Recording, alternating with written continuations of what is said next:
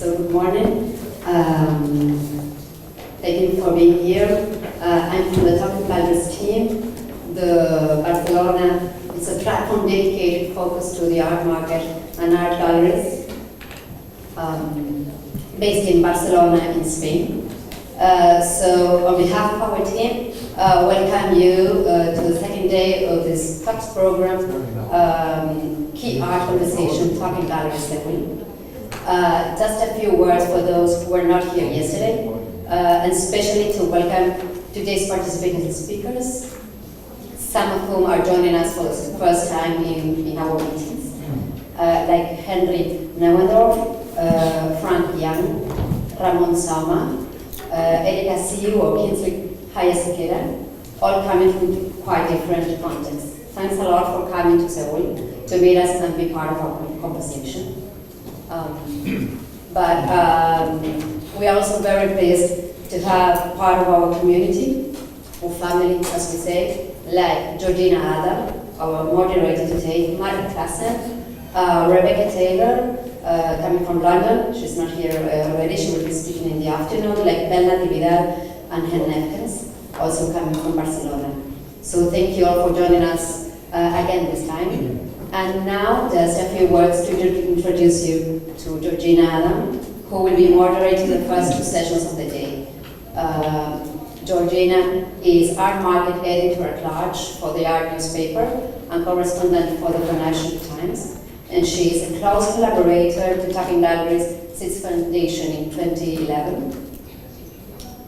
She moderated a Seoul panel 2 years ago. And Georgina is one of the most reputable journalists on the art market with over 30 years experience.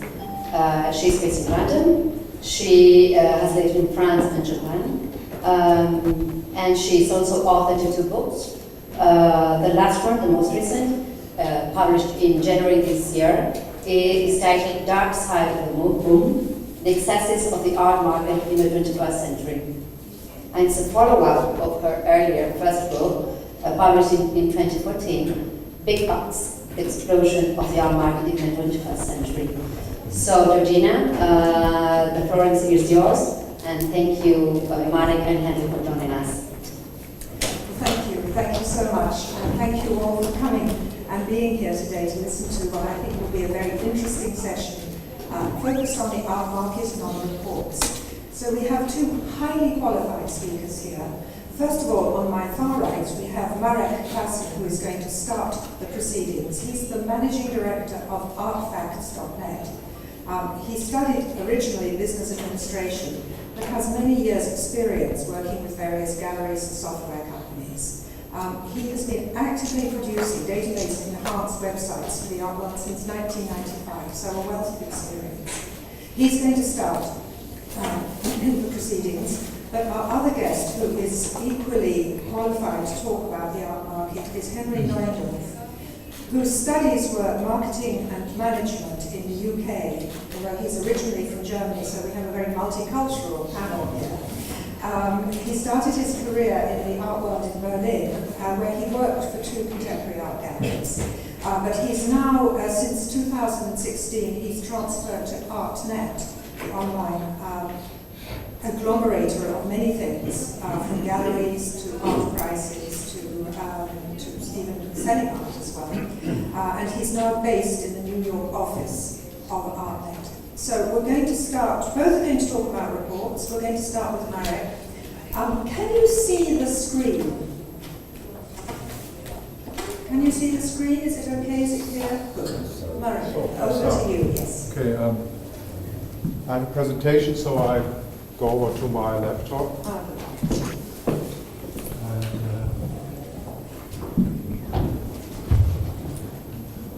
Hello. Today I want to speak about the history of the art fairs. So we will look at the full scope of all art fairs since its beginnings till today. And also I will have a special viewpoint on East Asia and Korea in this development. So a little bit to my personal background. Georgina said already a lot You can see these paper clips from old newspapers. I'm around since 30 years. I started an apprenticeship in a gallery, was a co-founder of the very first art fair, the Art Cologne, and then studied business administration. 1996 I built the first, finished, I started working on it in 1995, the first web portal for the new Berlin Art Gallery Association. And 2001 I co-founded with Lina Albertsen artfacts.net. And 2004 I programmed a system called the Artfacts Artist Ranking. What you can see there in the back where it says Picasso and Warhol neck and neck. It's a New York Times article about it, published in January 2005. And the ranking system ranks artists based on their exhibition career. So when the artists have shows somewhere, they get points for it, and the more prestigious the museum or gallery is, the more points they gain. And so you get a kind of dynamic career chart of the artists. And we will maybe go later a little bit more into this subject. So the background of the company is that we started collecting exhibition information from sources, so we don't really copy that much. I mean, we copy from original sources or from reputable sources. So you can see that we have lots of books. These are photos I shot before I left to Seoul of our archive. So we get lots of paper invitation emails, and so we have nearly collected 1 million exhibitions since the Salon de Réfugiés in Paris, 1863. So this was the first time when the Impressionist artists started exhibiting, and this is somehow considered to be the birthplace of the modern art market as we see today. The ranking, what I just referred to very briefly, was or is now consisting of roughly 500,000 artists around the globe, so it's quite big. The data background for this presentation is also taken from the artfacts.net database, and here I also went into our archive and did some photos of original material where we take our data from. So you see the very first art fair catalog from dating back to 1967 in Cologne, Germany, an example of Fiat, 1977, and one of the late editions of Art Basel catalogs. Throughout the history of art fairs, we have seen 3,100 art fairs in 50 years. This bar chart, what you see now on the screen there, shows the number of art fairs per year. And the chart starts 1967 and ends 2017. This is the horizontal line. So it's 50 years of history of art fairs, like here. And on the left, the vertical line is the number of fairs.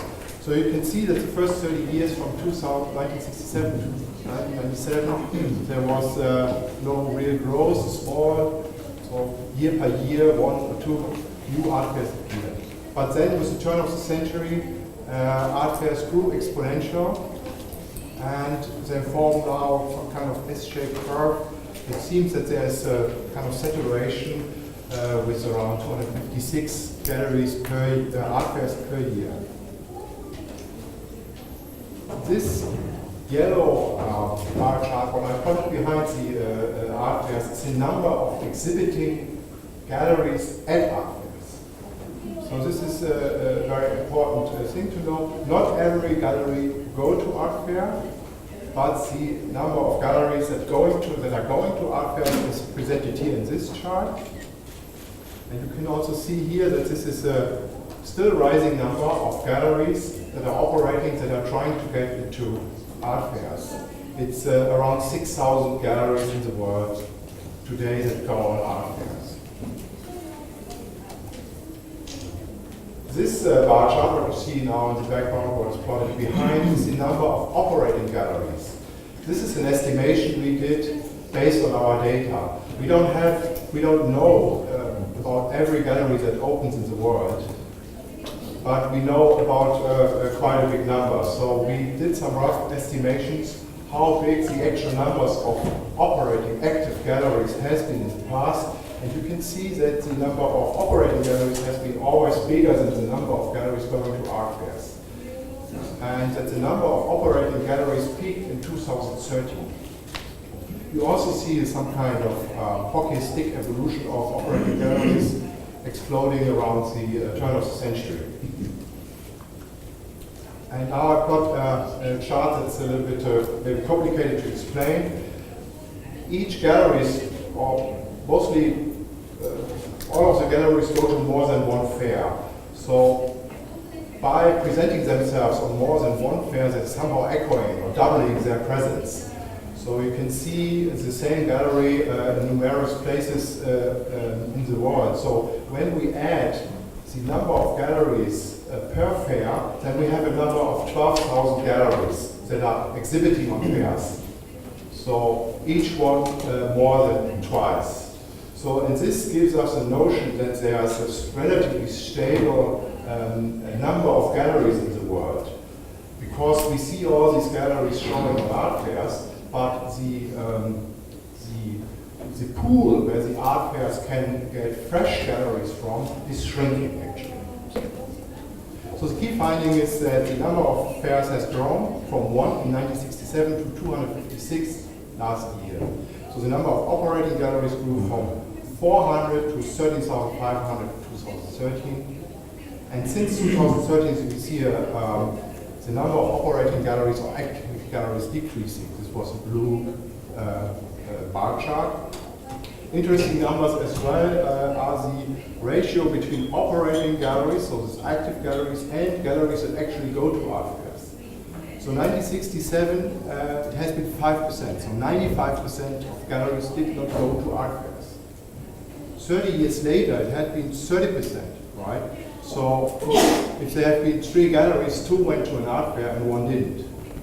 10 years later, in 2007, 50% of the galleries went to art fairs. So every second gallery went to an art fair. Last year, we had a pool of 75% of the galleries going to art fairs. So you can see that when you want to run a gallery, there's a need that you show on art fairs.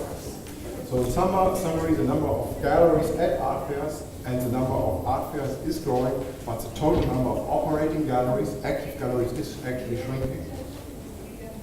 In this chart, you can see the blue line is again the number of art fairs, starting with 1, ending with 256, 2017. And the yellow line is the number of galleries per fair. So you can see there was a big pressure at the beginning of the art fair history of galleries to join the fairs. And the existing fairs grew bigger and bigger and bigger and bigger until the end of the 80s, beginning of the 90s. And then the fairs started spreading out and get smaller. So now we have an average of around 50 galleries per art fair. This chart shows you over the history of existing of art fairs for 50 years, the number of art fairs that an actual gallery goes to.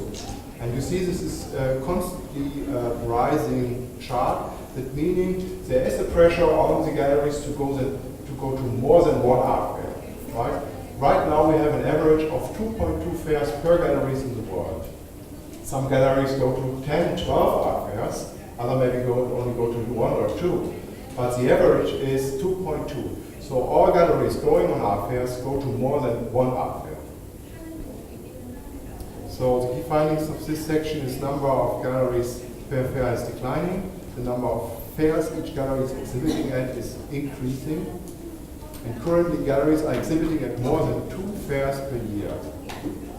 So in summary, more galleries show on smaller art fairs with individual galleries exhibiting on more and more fairs per year. This chart shows you the geographical spread of art fair in the history of art fairs. So it started in one country with one art fair, and now we have roughly around 120 cities where art fairs are being held. Some cities like Miami Beach have maybe more than 10 art fairs. Other cities only have 1 art fair per year. When we plot over this, the number of countries Then we can see that in the beginning of the history of art fairs, the fairs spread out nationally, so on a national level. So we had art fairs first in Germany, then Switzerland, France, Spain, Belgium, and so on. So they spread out on a country level. And then with the turn of the century, they started to spread out into the regions of the country. So we see more and more art fairs in one country. So the key findings of this section are, so starting with Art Cologne, Germany in 1967, art fairs have expanded to 150 cities in 44 countries. Since 2016 it's stable, right? So it has been the same.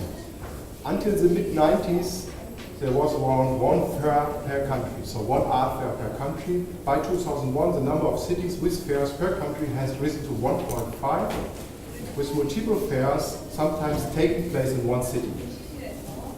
Currently, there are around 3 cities per country, on average, worldwide, with an art fair. So there might be 3 cities here in Korea or even more. In summary, the art fairs first spread nationally and now spreading regionally.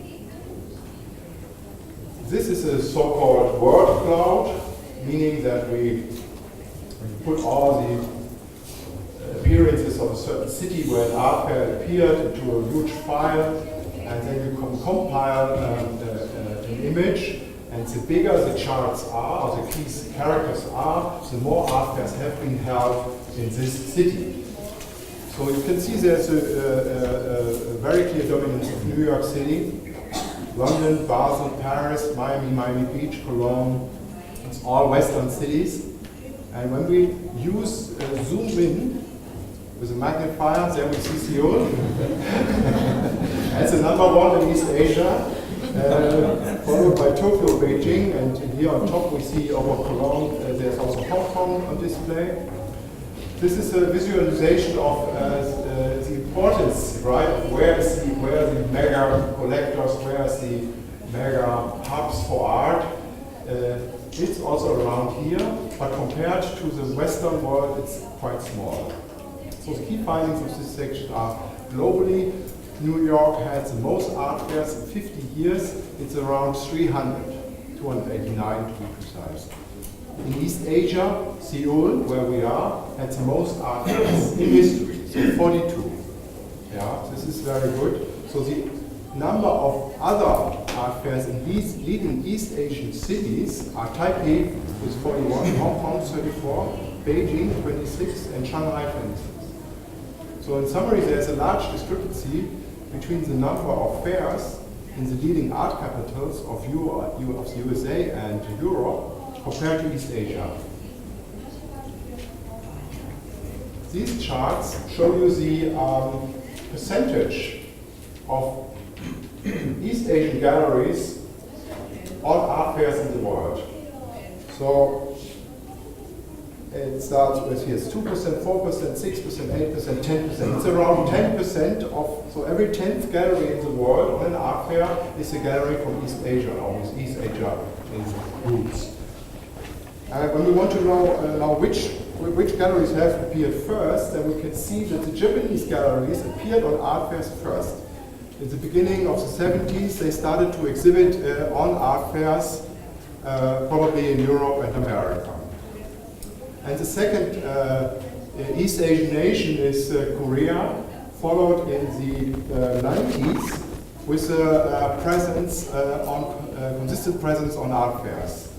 And the last nation from East Asia entering into the fair circus is the galleries from mainland China. So I excluded Hong Kong here, it's in the green part. So mainland China came into the market in 2000.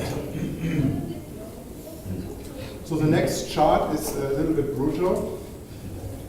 This chart shows the percentage of galleries by their regional background. This region under Europe, America, Asia, Africa, and Australasia, with Australia, New Zealand, and the small islands in the Pacific.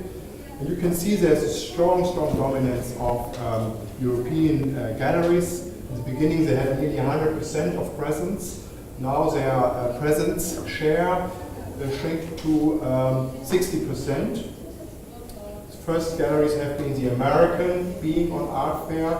They have a share about 20%, and roughly 20% is Asian galleries.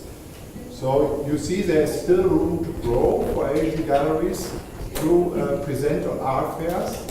Yeah, in my point of view, this is also a question of dominance of taste. So the European and American taste is more visible than the Asian taste. And I would like to encourage the galleries, if you have some galleries or gallery association members, to move out, spread out, and show on Western art fairs. So the key findings of the last section are 10% of galleries are exhibiting at art fairs worldwide, come from East Asia.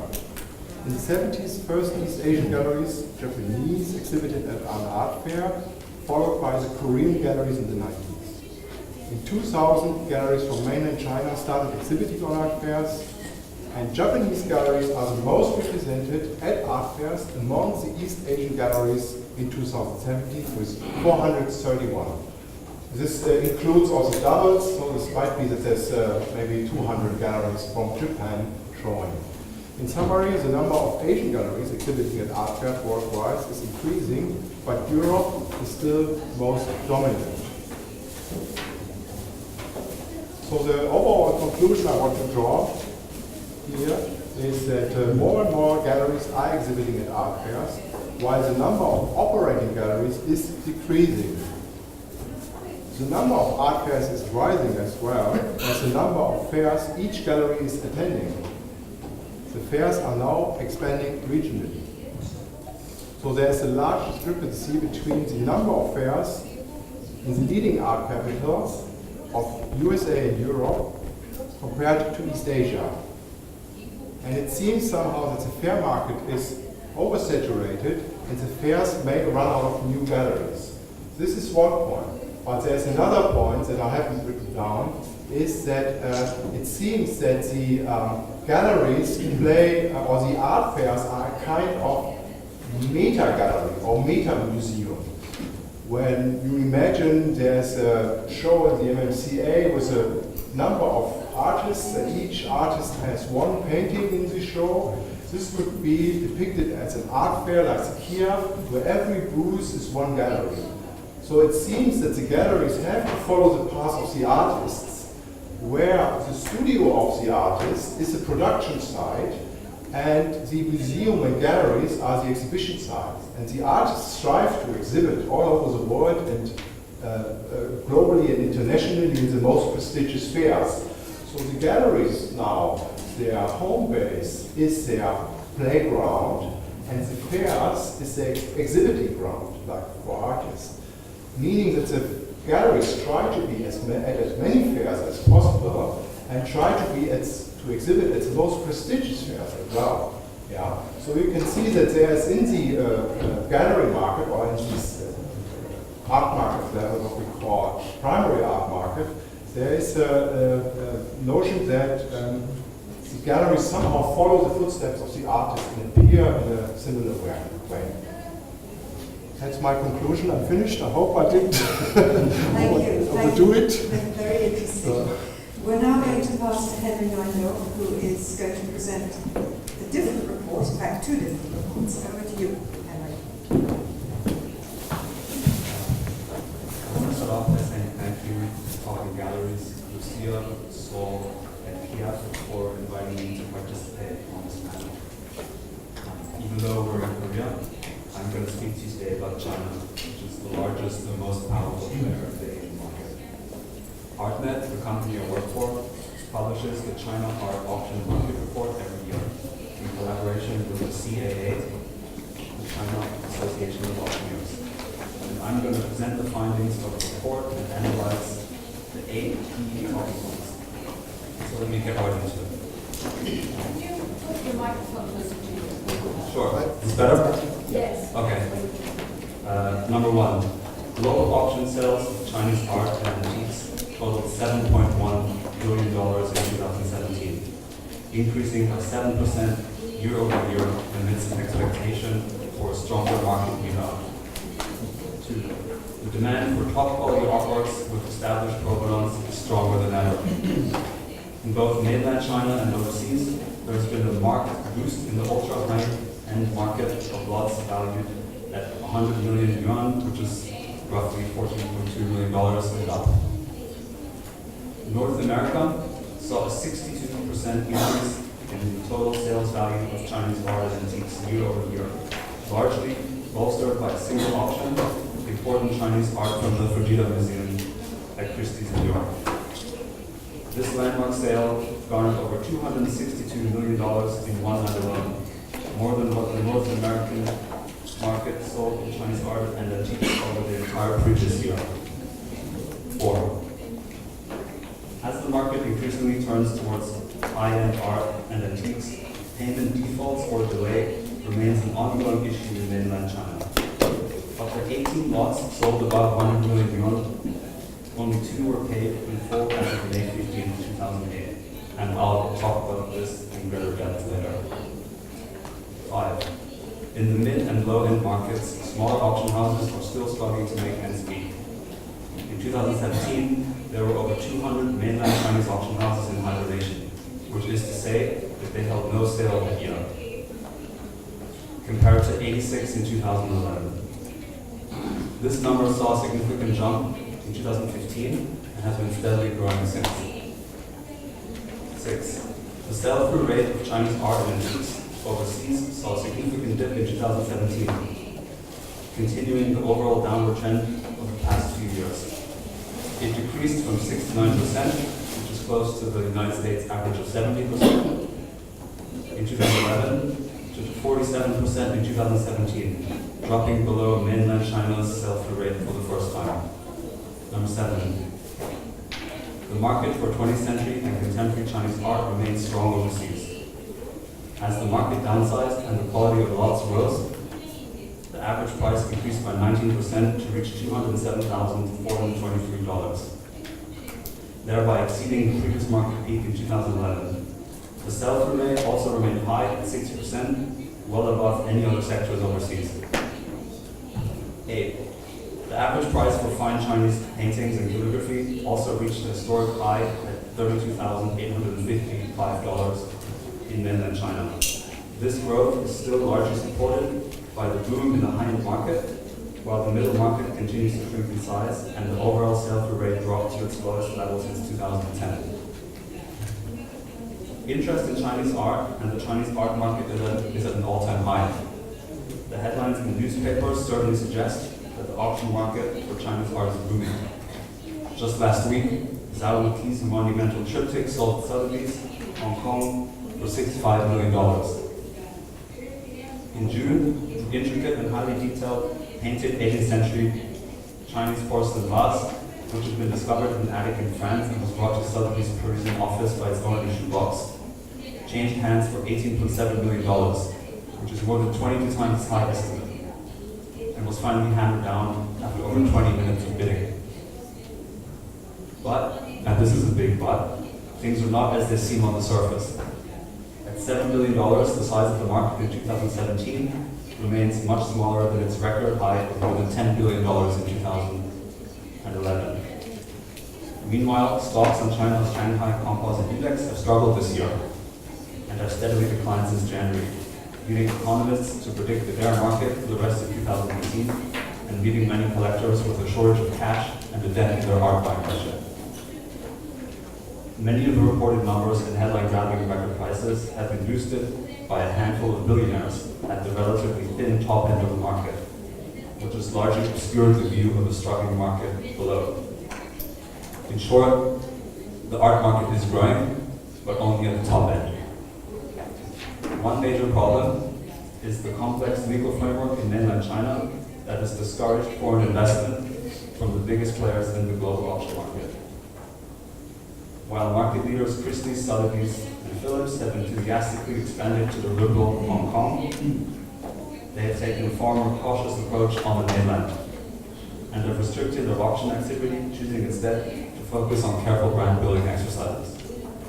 For example, overseas auction houses are prohibited from selling cultural artifacts predating 1949 on the mainland.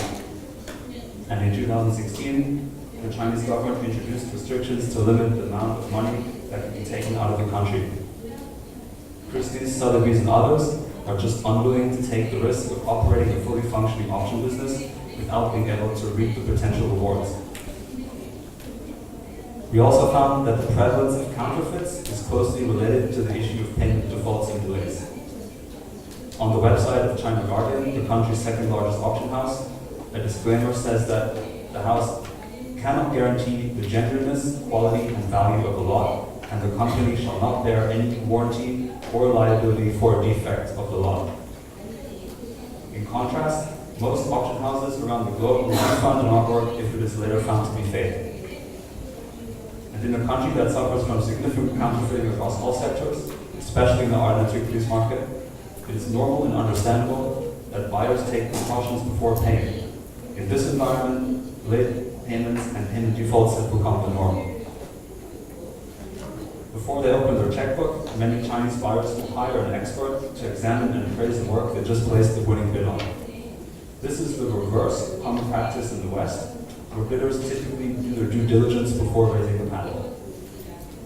In any case, we found that payment default and delay is only getting worse. But the reasons are nuanced, and it would be wrong to only blame the buyers.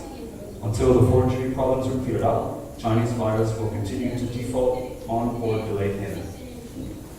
These issues that I've addressed have strongly influenced buyer behavior. In recent years, collectors from China have shown a preference of going abroad to buy art. Why? The process is easier to navigate, the quality of artworks is often higher, and there's an element of greater status associated with buying works in New York or London instead of Beijing, Shanghai, or Hong Kong. One of the consequences of this shift in buyer behavior is the increased appetite for Western art, especially big-name American and European artists from the 20th century onwards, which has grown significantly. According to Christie's, of the money spent by Asian buyers in the first half of 2018, 60% was spent on non-Asian works, up from 48% in the same period last year. Artnet's report also attributes this trend to the growing number of major Western auction houses and galleries that are expanding to Hong Kong and across the region, in addition to the clout that Art Basel has brought since expanding to Hong Kong in 2013. In contrast to the Chinese art auction market, the Korean market is difficult to accurately analyze because there's no readily available data, so we're forced to rely on anecdotal evidence. Based on my conversations, the Korean art market is more mature than its Chinese counterpart, with many of today's buyers having grown up in households that collect, whereas in China, we primarily see first-generation collectors. Similar to the West, the Korean auction market is dominated by two major players, K-Auction and Seoul Auction House. Over the last decade, the Korean auction market has grown substantially, making the entire market more competitive.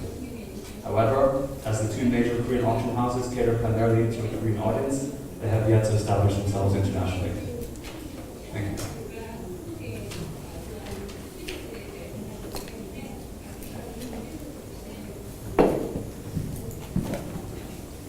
Thank you so much. I think it would be good if you continue just to mention the other report that artnet has produced. Right, so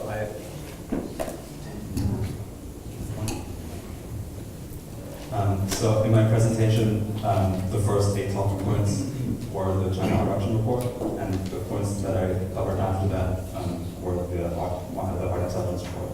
So I've already combined both. Okay, is this working? Mm-hmm. Yes? Good. Yes, so I'd just like to be a bit more precise. That new report that's been produced by artnet is available online from artnet, correct? That's right. Yes, okay.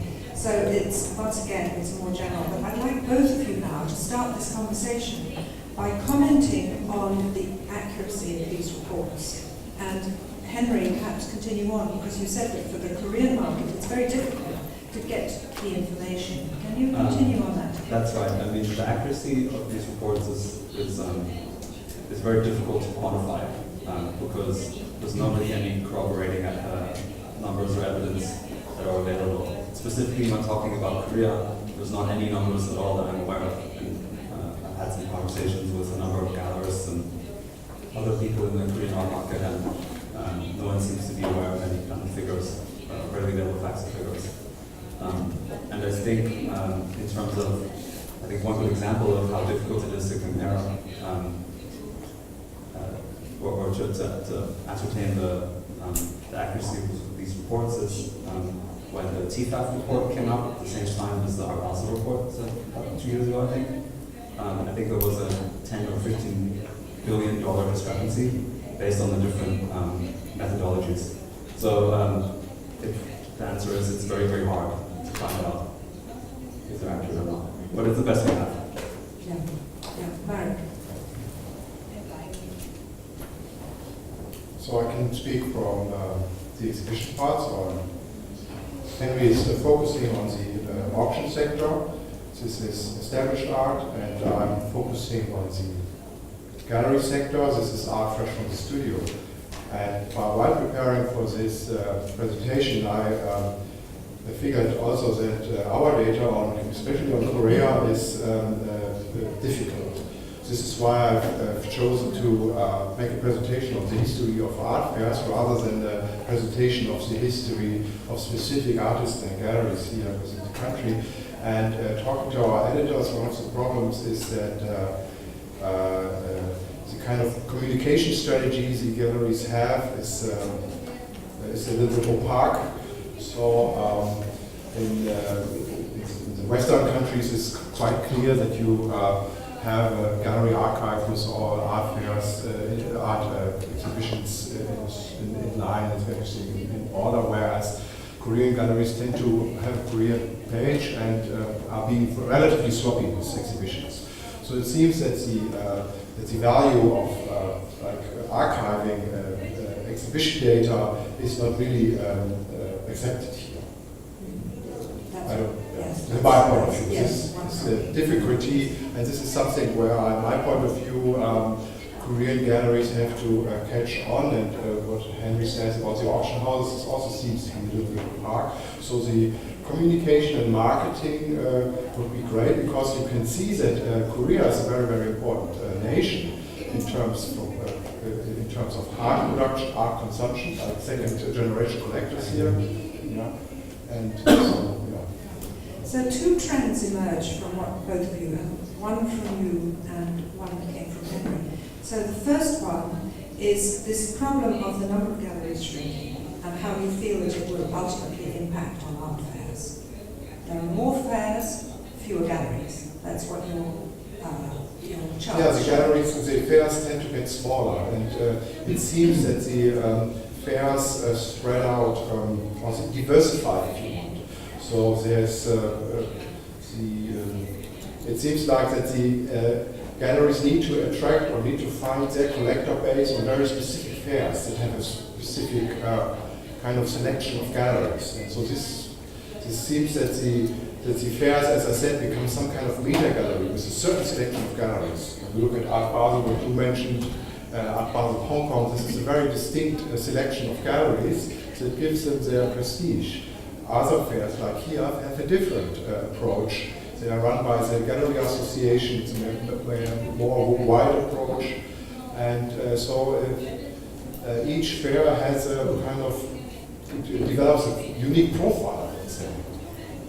So I would just add to that I think similar to the West, based on the conversations I've had with a number of Korean gallerists before this conference and while I was here, I think that the whole market is becoming more competitive. I think the two major auction houses, as they grow and as the market expands, similarly to the West and Sotheby's Christie's, are taking a greater market share. And they're doing a lot of the activities that galleries would traditionally do, like resales.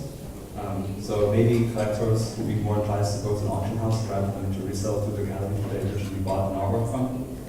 We're seeing this in the West, and I think this is something that's also happening in Korea. So the entire marketplace is becoming more competitive. So linking to that, of course, is the winner takes all scenario, which is exactly what you're saying. Yes. So perhaps you could, came out very clearly from Henri's presentation, is that there's a concentration towards the top end, the top quality, the top prices. Could you both talk a bit about that? Yeah, so I concentrated in my presentation of averages, right? So when there's 2 galleries and 8 galleries, this is 10, so the average would be 5, but there is no art fair with 5 galleries. So this is an artificial number, a statistical number. I would completely agree with Henri on this, that when you see Art Basel has a very, very high number of galleries. So meaning that the top end of the fair market has still the ability to attract hundreds of galleries, whereas the smaller or mid-sized fairs shrink down to 20 or less galleries. I think people just generally want certainty. So they want to make sure that if they buy artwork, that they'll be able to resell it. Maybe more so now than before, whereas artists become more of an asset class. And I think that's influenced by behavior around the world and also in Korea. So is that an investment aspect when you say certainty? It means that it's a good investment, the art you work, you buy? Yes, I think that's right.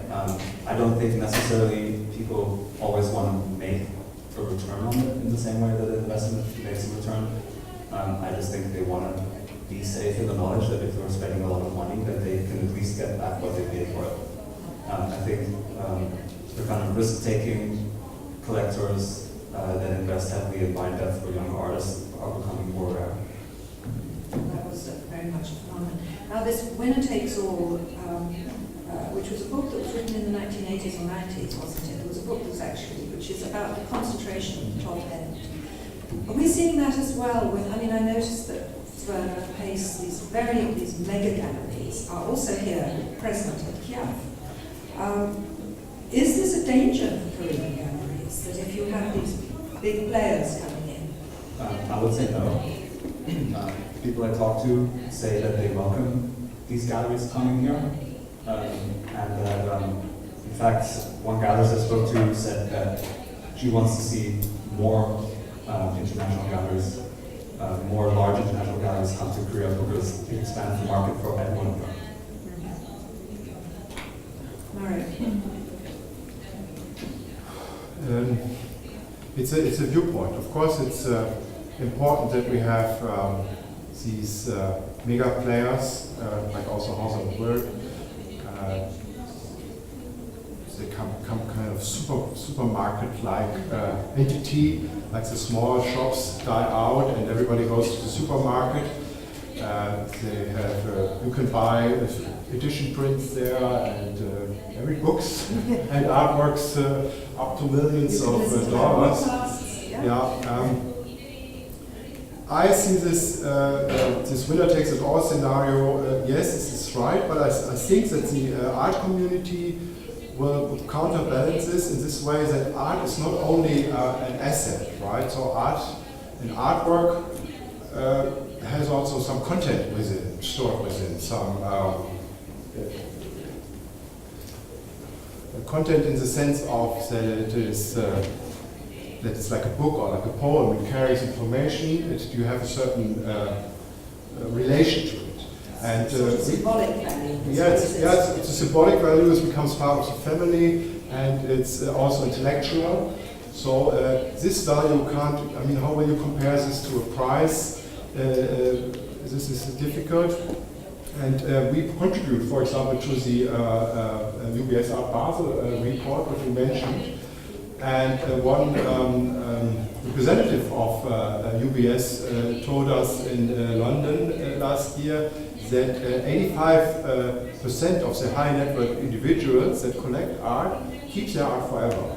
And this was an interesting figure, and for me very promising, I must say. Very promising. So to finish this is that I think that so there's always a grassroots movement within the arts, like with the Salon de Réfugiés, the Impressionists came up and they wanted to show, and they convinced Napoleon III, the King of France, to have an extra space where they show, because they have been refused to show on the academic show. And here I recently stumbled upon an art fair. It's called S Factory. It's an artist-run fair. So there's always a movement so that artists collect themselves, mingle together, and do something on their own. That this is evolving from a grassroots level. What we don't see when we look at maybe auction reports or here go to the art fair. So I think that there might be these mega galleries, but they still need new talents to evolve, right? So it's their interest that we see young galleries discovering these artists on the small in the studios, in the universities. So yeah, I think this is maybe towards money. You are right, but towards the intellectual capacity, I don't think that the art will die. I would just add to that when we talk about international mega galleries expanding, I think it's important to differentiate between those galleries in their home markets and in markets that are really, really far away. I think they often take a big risk. There's no guarantee that the audience in the country that they're expanding to is going to be interested in the work that they're showing and the artists that they're showing. They have the resources to absorb losses for a while, that's clear. But I think they attract a different audience in many cases as well. So I'd like to move on now. You've given me the perfect link because I want to talk about Korean artists. Now, just before we started the session, we were looking at two metrics, that isn't the word, but two lists of prominent Korean artists. And you each have different lists, which is very interesting. So the definition of prominence can be, and this comes back to how you report, so perhaps each of you could comment on your lists, who for you are the top, and how you have judged that success. So, Henri, do you want to start? So I wish I had this figure on the large screen, but we literally just talked about this right before we started, so I don't. I just have it here. I have a list of the top 10 selling living artists, possibly top 10 real living artists by auction revenue, by total sales value.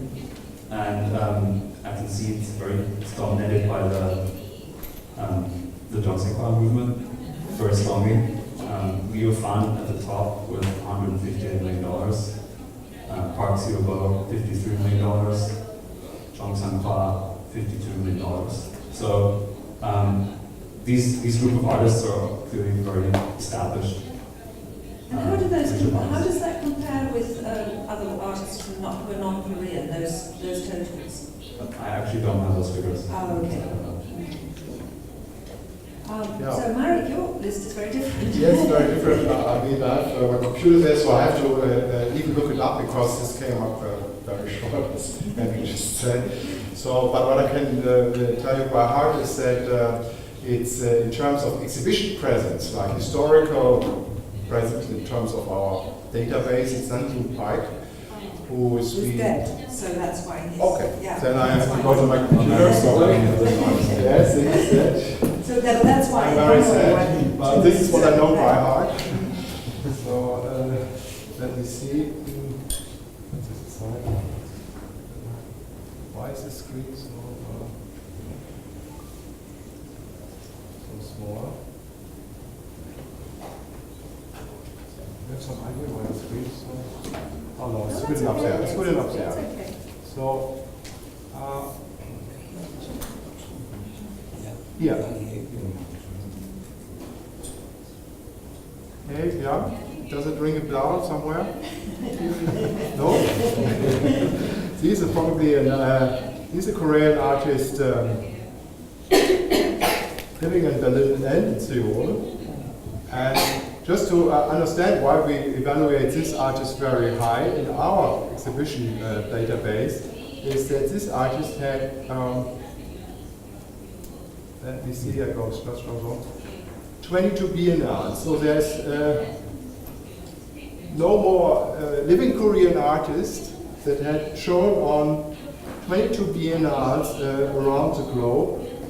And she has also 181 group exhibitions in the world and 45 solo exhibitions, including one in Museum Ludwig and you see this is quite prestigious. So this artist, what you don't really know, might be the future artist sold in auction houses. And this is what I wanted to explain at the beginning. So there's a differentiation between the gallery market and the so-called dealer market, the secondary market. So when I talk, I speak about the gallery market. The gallery market needs art fresh from the studio. You don't know these artists first. When Henri refers to artists, he refers to artists that have been bought maybe many years ago or have ended up in auction because they're already famous, right? So this is a different market, what we are looking at. So, it's the same for the galleries. So you have very established galleries and you have young galleries that you don't know. But there's always new art coming up, and this art will probably end up in the auction houses. So there's a great likelihood that these artists or this artist becomes historical. So we might meet again in, let's say, 20 years to discuss this. So I think this actually really illustrates that, how there are different ways of evaluating the market, lots of different ways. So I'd like to move on now to another subject, which whenever I moderate panels or whenever I go to discussions, there are always questions about the online market. And I think Henri is particularly well placed to talk about that. I'm always asked, will the whole art market move online? That's always the question. In 5 years, 10 years, what is going to happen? So I'd be interested to hear your views on that. I think it's quite clear that the art market will not move entirely online anytime soon. I think because it's such an experiential feeling looking at an artwork in person, I think that element is always going to be very powerful. And also at ArtNet, our auctions team, we often have clients that actually come in to look at the artwork in person. It's really the transaction that happens online completely. But I don't think that the looking at artwork in person is going to fade. Having said, I think it's that in the future we will see more artworks being bought and sold online because it just makes so much sense in terms of the costs that you can save. There's no catalogs that have to be sent. There's no expensive showrooms that have to be rented. So the cost savings are substantial, and I think that as people become more comfortable with the internet and buying and selling things on the internet in general, and they already are getting more comfortable, I think we're going to see more online transactions and also higher value online transactions. Because at the moment it's not that high, is it? I don't know. What is 8%, it? I think. How much? 8% it says. Oh yes, yes. Hiscox report. The Hiscox report says that it puts Something it about around 8%, under 10%, that's for sure. And in fact, it's not growing that fast, according to the Hiscox report, despite what everyone thought. What happened to your Growing mic? by 10%, so where's my mind? It's growing a little bit. It's Growing a little Right. bit. It's growing, but It's slowly. growing, yes. And the average price is between $12,000 and $15,000. Yeah. Yeah, that sounds about right. Yes. But like I said, I think we're going to see that number growing, and also the value of lots grow. Is there art that's more suitable to be sold online? For instance, multiples, because people already have a direct comparable, so that gives people confidence. If you can see, we have the price database artnet, you can see the exact same print and multiple that's already been bought and sold before, and that gives people confidence. Yeah, I think that somehow the same, right? You have to see the artwork when you just look at it in JPEG. The artwork seems to be maybe big, your impression, you think it's a big artwork, but it's maybe painted with a one hair brush, so it's like small.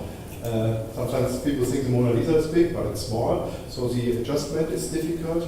But I think the most hindering thing is there are 70 sales platforms in the world right now trying to sell art online, and except like Christie Sotheby's and the auction houses. I mean, like I'm always speaking about the gallery market, like art fresh from the studio. But I think what is the difficulty is also this trust thing. So when you buy art by JPEG because you like the JPEG, and how do you know it's a real artist, right? How do you know? So with transparency coming, like databases like ours, you can see, okay, this artist has a track record. He has been shown in museum. It's a real artist, so this gives you more maybe confidence. Can I just interject quickly? Yeah. So I would just like to add to that people have been buying and selling artworks based off of images or since the 60s and 70s. It just wasn't digital. You used to have the dias that you hold up to the light.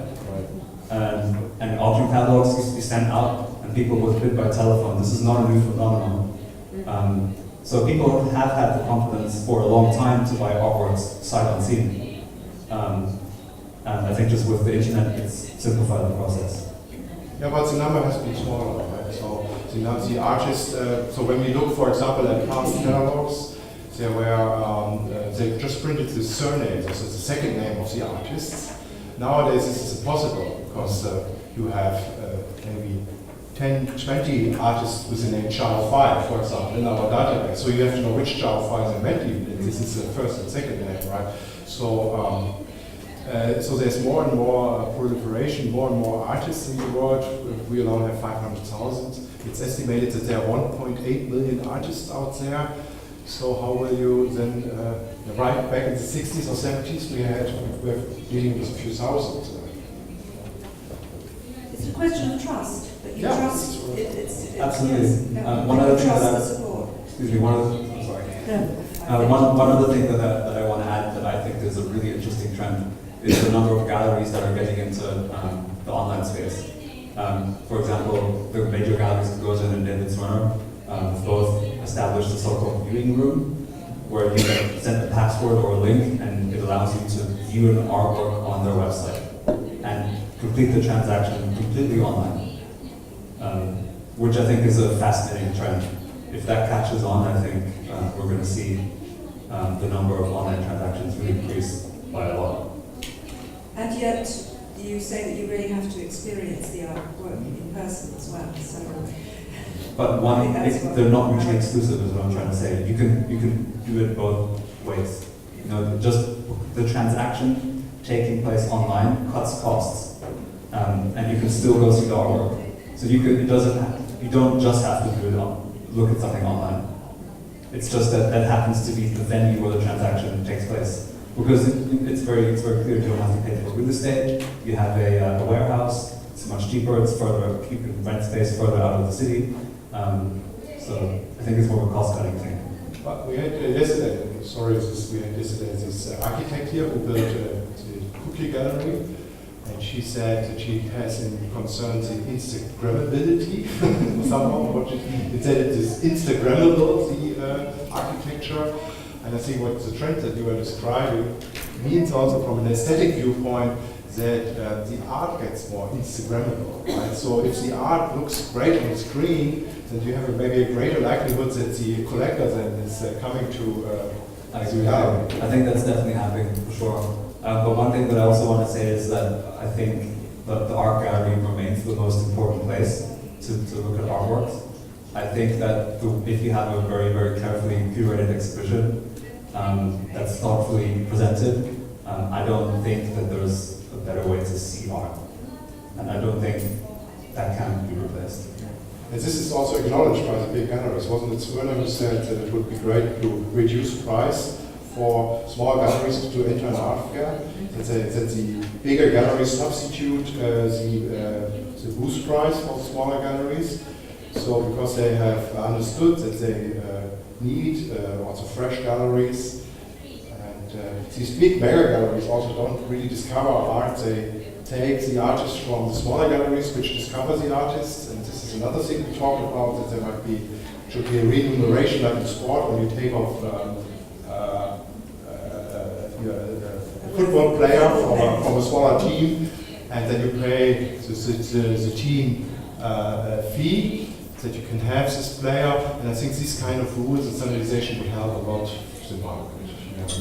this has been discussed quite a lot at Talking Galleries, this possibility of somehow protecting the smaller galleries and the mid-sized galleries against poaching from by the bigger galleries. Actually making it happen is... I think in that discussion, a lot of that's missing is that often it's the artists that want to move on to a bigger career. I think people have to share responsibility. Yes, and certain galleries will only have clients up to a certain price level. So if the artist is evolving and moving on and wants to go to sell for a higher price, he in a way has to leave his gallery as well to go to another. Yeah, I don't question this system. I think this is a good system. I think this is, because each gallery is good at something, right? And the big mega galleries are very good at approaching the high net worth individuals, the big collectors, the huge museums. And I think that the process of handing over the best artists to the bigger gallery is the correct one, but not on the cost of the whole market, because when there's no fresh material evolving, then we will somehow dry out. Right? I'd just like to add to that I think sometimes the people make pretty major mistakes. I think the fact that David Werner signed Joe Mitchell from China Reach, for example, I don't think that there's anyone better that can sell a work or understand the work by Joe Mitchell than the people who've been working with her for 40 years plus. And you know, it's a kind of sad. Yes, I totally agree. I'd like to now come on to another aspect of the art market, which is the question of validation, the endorsement. Who is it today that decides on and this I think Marek particularly is well placed to answer this. So how do you validate an artist, particularly young? How do you sort of move up through the ranks? How do the galleries help? And we've talked very little about museums and about what we might call the gatekeepers, the people who select for museum shows. Will you talk a bit about that? So art collecting, if it's a museum or if it's a gallery through a field artist or a collector, it has a lot to do with viewing experience and connoisseurship. So you have to read a lot, you have to spend a lot of time to understand the art, and so it's widely accepted that the museums employ art historians, which have the capacity to understand the artworks and have read a lot, they know the history, so they know the context. It's often that the symbols that artists are using are not like everyday symbols. Like a symbol for love could be a yacht or a big car or a golden watch. But in art there are different symbols, right? They refer to art history, and people normally can't read that. So the average person look at an artwork and say, what is this? But an art historian can understand and read the symbols. This is why the museums and public spaces, so the non-profit spaces, play a very important role in the reputation circuit, because the likelihood that an artist becomes historical is in the end determined by the art historians, right? And so the galleries need also this reputation from the museums. This is why they tend to, come into the boards, try to have their artists be placed in solo shows to gain more reputation for the artist and also for the collector, right? Because it's then clear that this artist has some kind of historical value that is greater than any number. This is why you can fetch any price for an artwork. If you would sell the Mona Lisa, how much will it cost, right? So this is priceless. Fortunately, she's not for sale. Henri, who are the tastemakers? Who are the tastemakers today? What is and who makes that decision? I have to say that I have observed, from my perspective, that collectors are increasingly becoming tastemakers as well. That's something that we can't forget, especially major collectors. I think we've seen, especially in America nowadays, there's a major trend developing where we have big philanthropists that are opening their own museums and are often competing with major institutions or public institutions. And that kind of exposure that they can give someone, or particularly an artist, is becoming increasingly important as well. Having said that, I still think that the traditional institution, the traditional museum, I think still has greater significance in the development of an artist's career. Well, I think this brings us on very naturally to the issue of private museums, doesn't it? And these are something that here, many of the museums are private. Certainly in Asia, a lot, in China, many in Arab world. But there is a conundrum here, isn't there? I mean, in the richer galleries can afford to support museum shows, even in public. For example, we had a Damien Hirst exhibition in Tate a few years back, which was obviously supported by Damien Hirst's gallery. And this can be the detriment of the younger artists, the ones who don't have such a powerful gallery. So is this a problem? I should add that Damien Hirst exhibition was one of the most popular exhibitions from the point of view of the number of people who attended and the visitors. So how does that play out? So can I? Sorry. There's a website called Metacritic. It's about for movies, right? It's a Metacritic website. Lists all the movies, films, and then there's a popularity meter. So this is an audience who likes movies, and then there's a click. It's a great movie, and they have a different section. This is a critic section. So which movie has the highest information from critics? And if you then look at these movies, watch them, and then you can see that there's a slight difference. This is not really, let's say the casual, the popular taste differs from the educated taste, I would say, because the educated taste sees everything in the broader picture, whereas you as a personal being like something or don't. So I think there's a co-evolution of this because of social media. We talked about this before. This popularity will have an impact, I think. So also referring to private museums, can be then the popular, if you want, view on artists. So there will be a competition. Who knows who wins?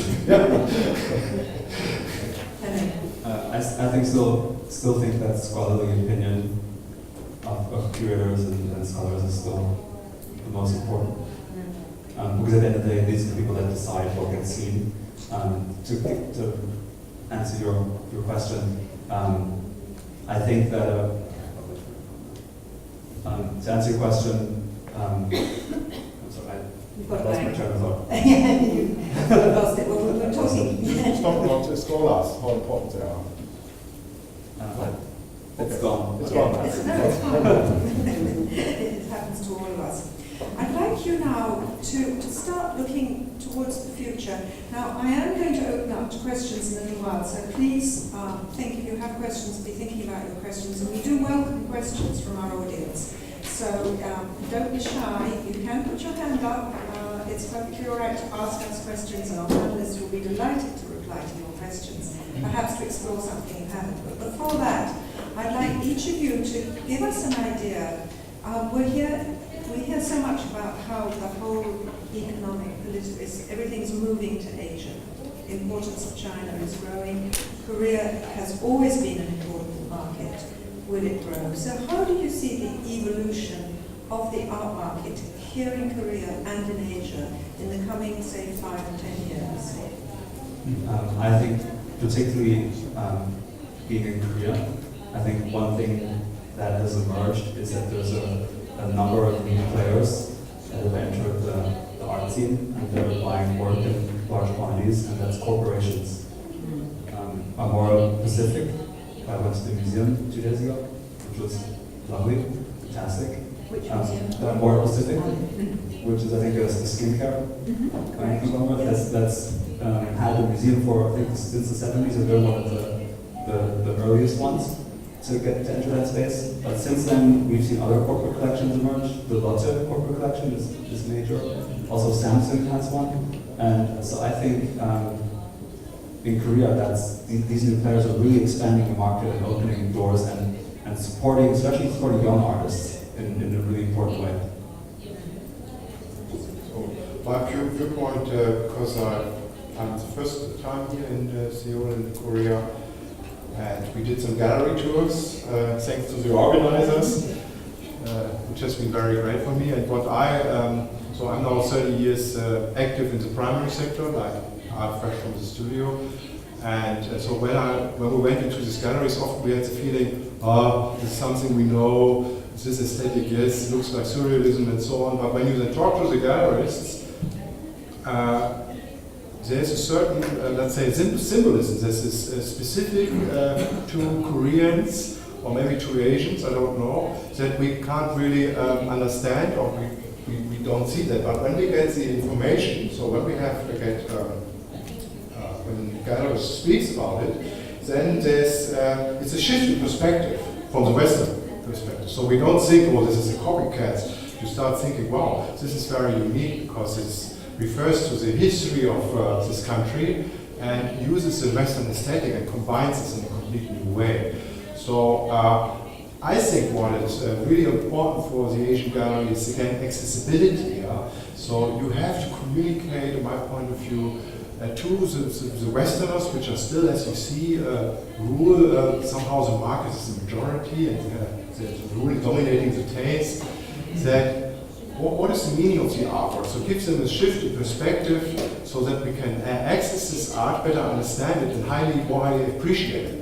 Because these rules are even not known really for our scholars, because our scholars learn about the Western involvement of art and symbols.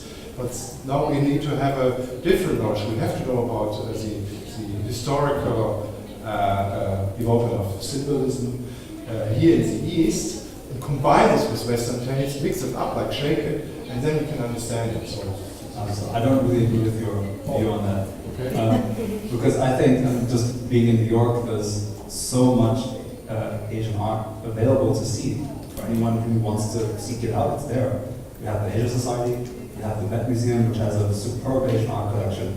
So anyone with an interest, as far as I'm concerned, can try to understand the connections between Asian art and Western art. It's there for you to find.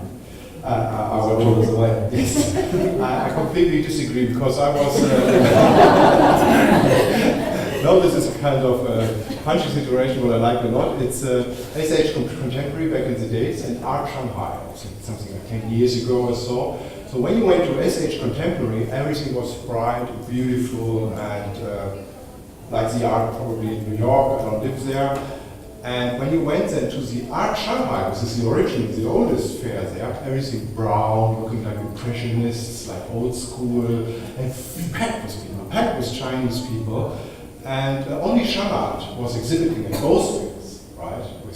And nobody else from the SH Contemporary Fair, which has a Western view, was exhibiting at the Art Fair Shanghai. So I think that there is an inner Asia kind of taste that people here are attracted to, and a kind of export taste. Art is exported to the West, it is shown in, I don't know, everywhere in the West, like maybe this artist, what you see here, and what is high-rising in our ranking system. These are artists that are exposed in the West, and they play, with the symbolism that we can, easily access to.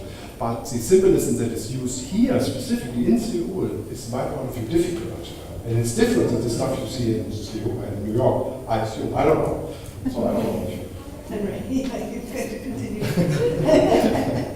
Well, I just want to reiterate my point. I mean, you can, if you want to learn about it, yeah, you can. It just depends on if you are ready to put in the time. I mean,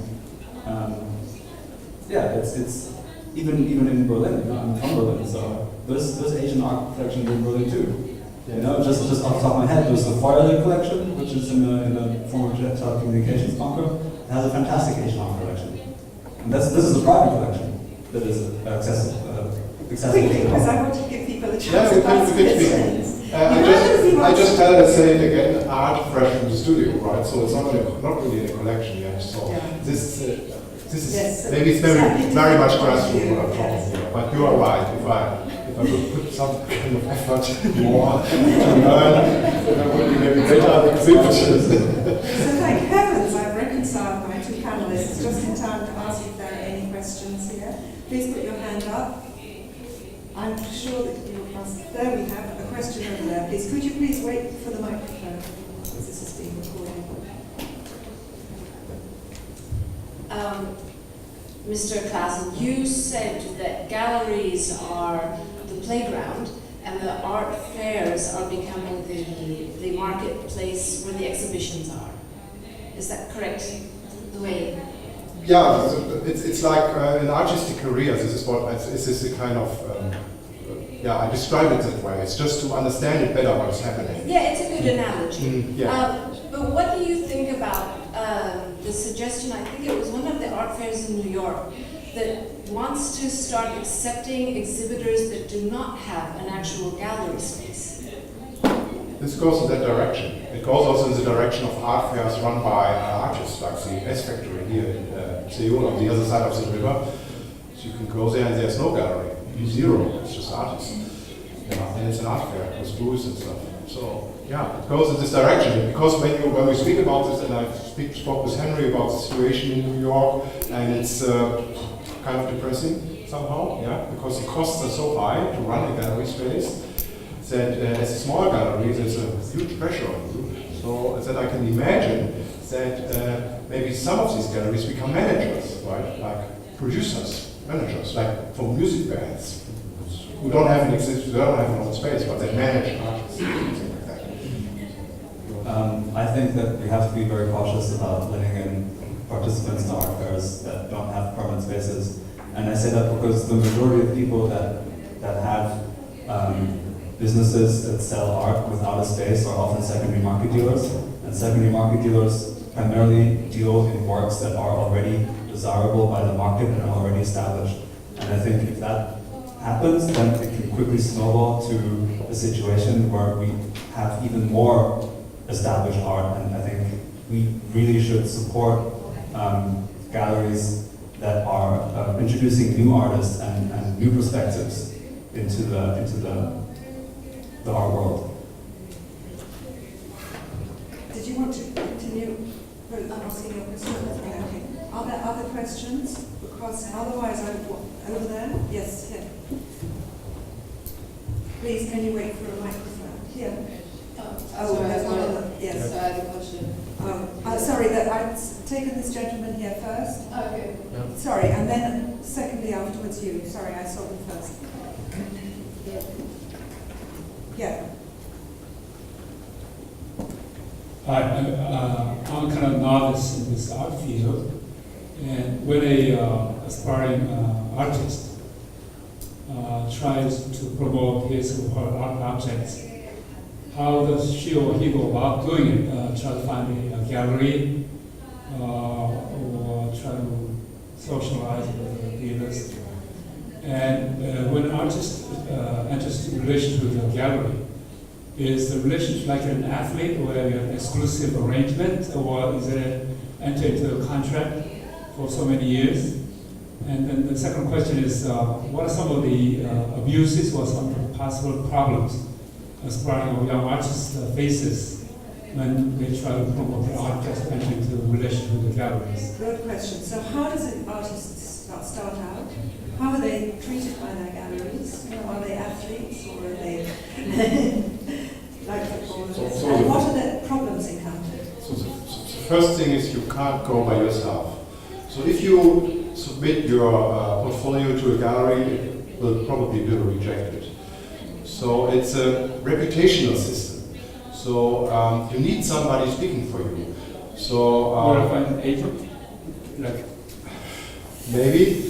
Or you will be discovered by the gallerist in a show. So you are, from scratch, you start as an artist organizing your own shows with your student colleagues, and then gallerists will come to the university and look for interesting stuff.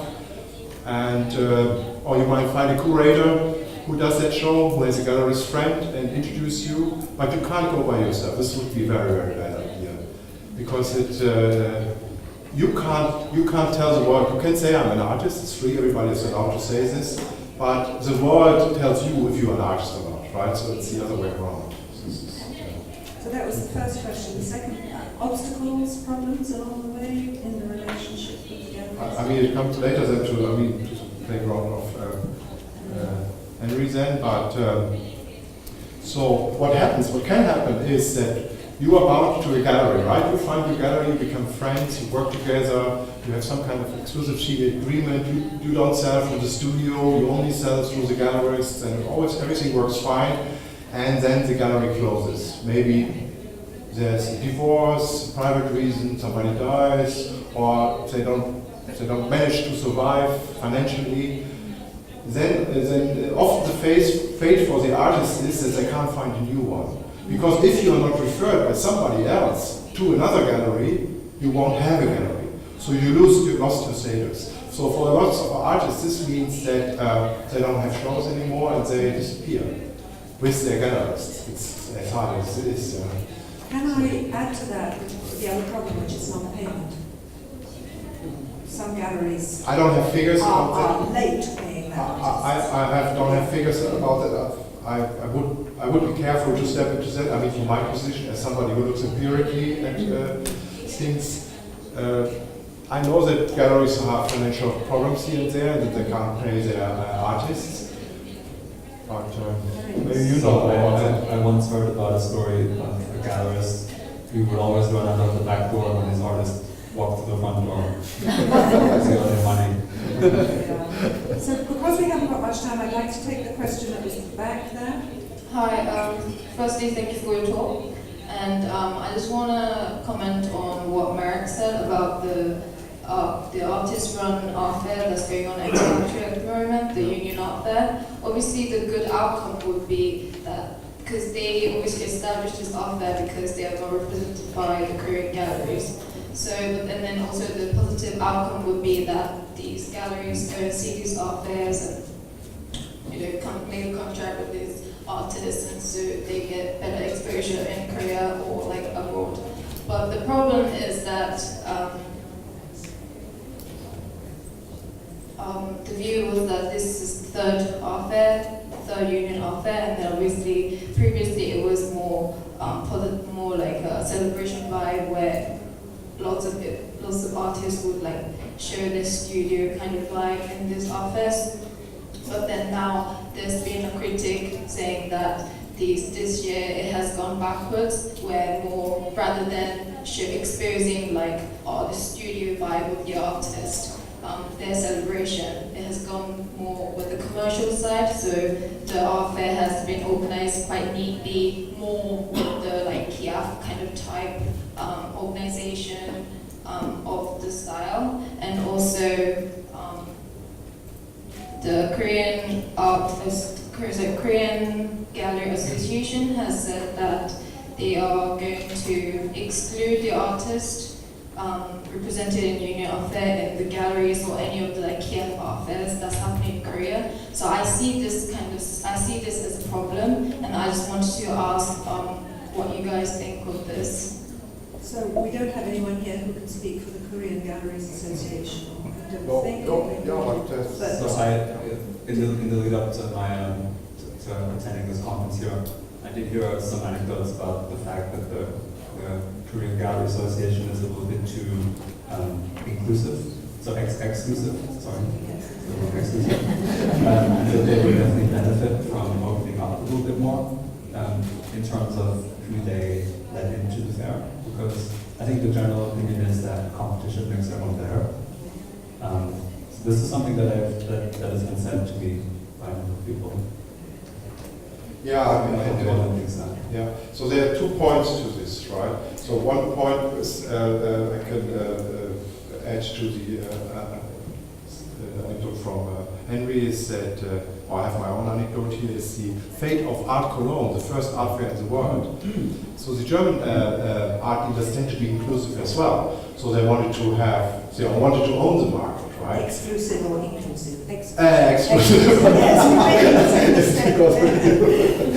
So exclusive, right? So they want to exclude, they want to be the foreign galleries. And Art Basel then a few years later stepped in and being open, inclusive, invited galleries from outside. And you know where Art Basel is, and probably no one had heard about Art Cologne, right? And this is one thing. And the other thing about the high-end winner takes it all and the Union Art Fair there is that when you, for example, look at art that is sold online, the third topic we had here, Saatchi Art Gallery, or such online, right? There are all these artists. They don't really have a representation by a gallery. There are thousands, tens of thousands, or even hundreds of thousands of artists in there.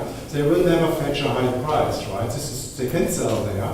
But if you want to establish a real career, then you're better off when you're represented on Artnet or on Artsy with a proper gallery, right? This is still important. So I think that the gallery world is open for the high end, and if you don't make it there, you won't end up at the high end. And if you do it on your own as an artist, you might end up at such online, right? So. I could just add that I don't think it's ever right that anyone tries to exclude anyone or censor anyone.